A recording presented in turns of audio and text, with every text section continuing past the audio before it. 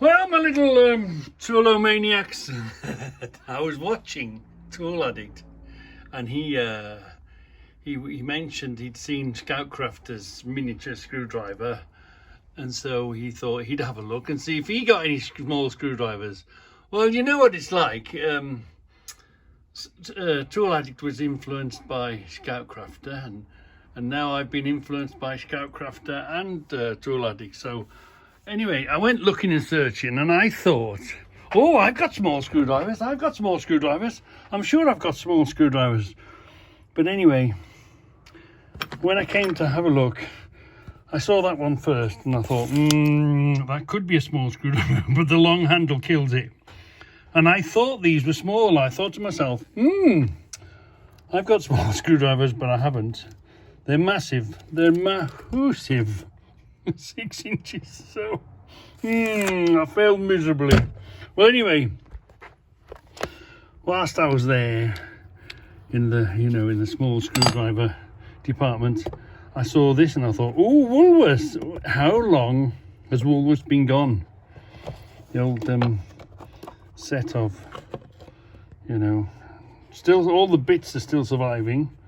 A bit worse for wear on the rust. And this is a set that I sort of used mostly, mainly because it's got one of them rubber handles. It's quite good, and again, it's surviving. You know what I mean? Yeah, the bits all go missing. But it's worth saying that you see them everywhere. They're as cheap as chips. They're well worth picking up for the price you'll pay for them. They're as cheap as chips, and it's the sort of thing you don't want them until you want them. And one day you'll want one, and you haven't got one, and you're kicking yourself. You're probably thinking to yourself, "Oh, I did see them in a market. I did see them in a car boot, and they were only a couple of quid, and I didn't pick them up at the time." So it's well worth picking up these, because like I say, same as these security fixing types ones, there's all sorts in there, isn't there? You don't want them until you want them, and if you want one, you're knackered. So if you do see them, for the small price you pay for them, it's well worth picking up. And I thought to myself, what about this then? It's a bit different. I can't age it. I don't know what it is, what age it might be. Obviously it's not a vintage of the thing. But the reason I chose this was it's a bit different. Look, it's got sort of little spanners, little Phillips. These are little Allen keys, little nut drivers. And obviously we've all got a box of them somewhere, haven't we? We've all got a box of them somewhere.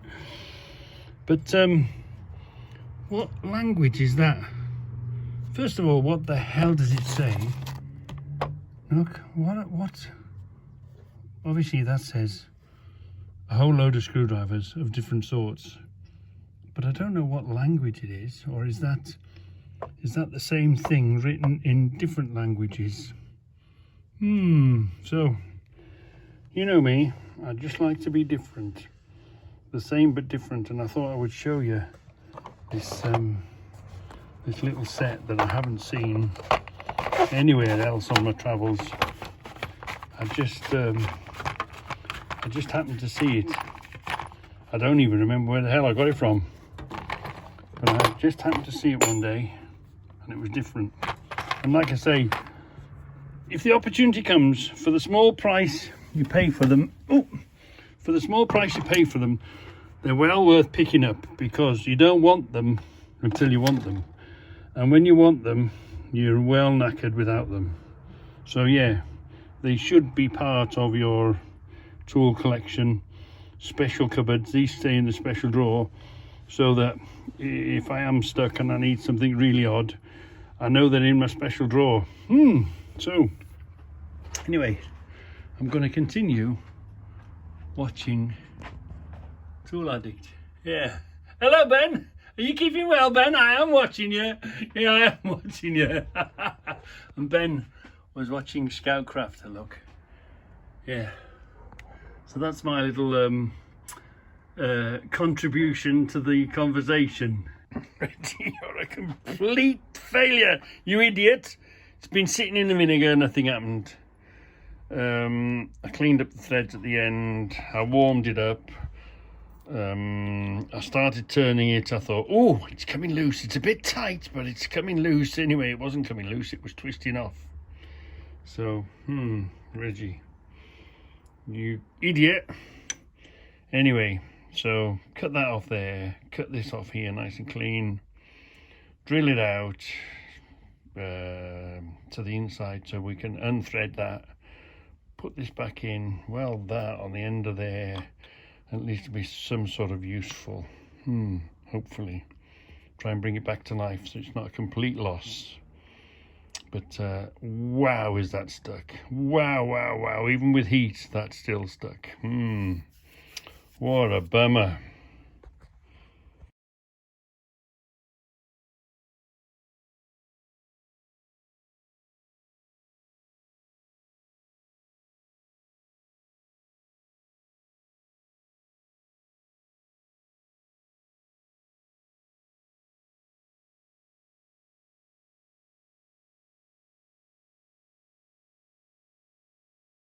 So it's scrub-a-dub-dub day for the car. To my disgrace, I haven't washed it in months. Months and months. Well, I used to work in MCL's yard, out of MCL's yard, and it's, you know, mud or dust, it's filthy place for your car. So I didn't wash it, so I got in the habit of not washing it, so I've left it. This is covered with that glass coat stuff, so let's give it a good old washing and let's see how it comes up. It should come up like a brand new penny because it's got this ceramic glass coat underneath it, which is sort of helps it keep as clean as it does, because every time it rains it cleans itself in a sort of a way. But anyway, we're having a good scrub-a-dub-dub today, and we'll have a look and see how it turns out. Yeah, I'm using this Muc-Off. It's really good stuff. Anyway, I've given it a dose. We've got bird poop there, bird poop alerts, and a bird poop alert there on the back. That one's been there quite a while. So it's done not bad. That's the worst of it off. So I'm going to give it one more dose of that and make it all like frothy stuff before I actually rub it with a bucket and a wash. So I've had this Karcher for years and years and years. Most of you'll see it because it's a really old model, but it does really well, you know. We don't use it that often, but it's always there when you want it. Yeah, 310, really old Karcher. All little, you put your juice in there and then you just spray the car with it before you rub anything in. Let the chemicals and the soap get the most of the filth off first, and just concentrate on the wheels. Yeah. So, let me just put the I haven't switched it on, so you can see the second dose of soap is going on it. The second dose of soap that's going on it is slipping off a lot better than the first dose, so it's got less filth to hang on to, so it's doing well. You can see it working well.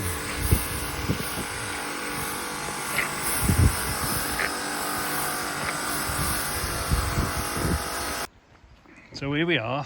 We've had a second dose of soapy water. We're ready to scrub it by hand now, but it shows you that that glass coat's working well. You see everything fall off it. The filth that was on it was just dust, you know, out of a dusty yard. So it wasn't as if it was hammered in going up and down the motorway doing miles and miles. It was just it arrived by air, so it's fairly small particles to capture and rinse off. So it's had 2 of them doses, so now we'll wash it, and we've still got a little bit of bird poop there to deal with, and we've still got a bit of bird poop there to deal with, but we'll get that done, no problem. You see how quickly it dries, but it's drying very dull, isn't it? Very, very dull. So let's get washing that off now then, scrubbing it off. So we'll use some of this, which we've thrown in, and we'll use some of this as well because we've got 2 tubs of it, so let's put a bit of that in as well. And it all helps, doesn't it? It all helps, all makes it all soapy. Oh, look at that. I don't know if you can see it. It's a metallic, it's a really nice metallic blue. You can't really see it yet, can you? But it's clean and polished, it's lovely. So anyway, we've had a wash now. So we've had a wash and a scrub. I haven't done the bottom bit yet. I did the top, then worked my way down to the bottom of the door, top of the doors, and then worked my way down again. So we'll let it dry a bit now. We'll let it dry a bit now and see if there's any bits we've missed before we proceed. Then we might do inside the doors now, and then under the bonnet.